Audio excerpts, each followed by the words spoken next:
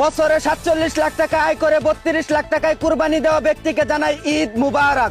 একদিনের কষাই সেজে সারাদিন কুপাকুপি করে বিকালে আত্মীয় স্বজনদের বাসায় গোশত ডেলিভারি করা ভাইদের জানাই ঈদ মুবারক।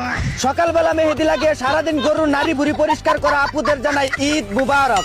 পাত্রী দেখার বয়সে কুরবানি হাটে গরুর বিচি চেক করতে গিয়ে নিজের বিচিতে লাথি খাওয়া সিঙ্গেল ভাইদের জানাই ঈদ মুবারক। বউয়ের পাশা থাপড়ানোর বয়সে গরুর পাশা থাপড়ানো ভাইদের জানাই ঈদ মুবারক। ঈদের 2 দিন আগে ঈদ পালন করা ফরিদপুরের সেই 14 চুদনারে জানাই ঈদ মুবারক। ঈদের ছুটিতে বাড়িতে এসে বাপ চাচাদের সাথে জমি নিয়ে কেচাল করা ভাই ভাইস্তাদের জানাই ঈদ মুবারক। ঈদের নামাজে তাকবীরে তাহরিমা পরে হাত বাঁধার সময় রুকুতে চলে যাওয়া ভাইদের জানাই ঈদ মুবারক।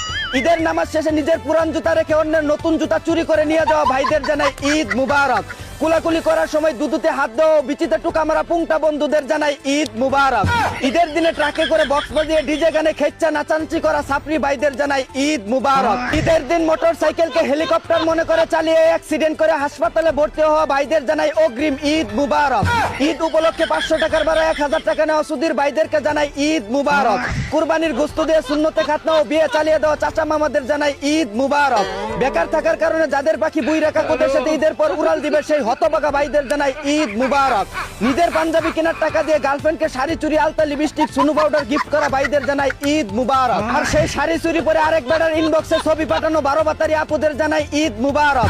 বড়দের কাছ থেকে সালামি নিয়ে ছোটদের দেখলেই পালিয়ে যাওয়া হারকিপটাদের জানাই ঈদ মুবারক। ছেলে হয়ে হাতের কোনই পর্যন্ত মেহেদি লাগানো বেড়া আক্তার বেডিদেরকে জানাই ঈদ মুবারক।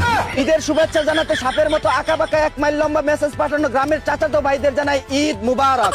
সারা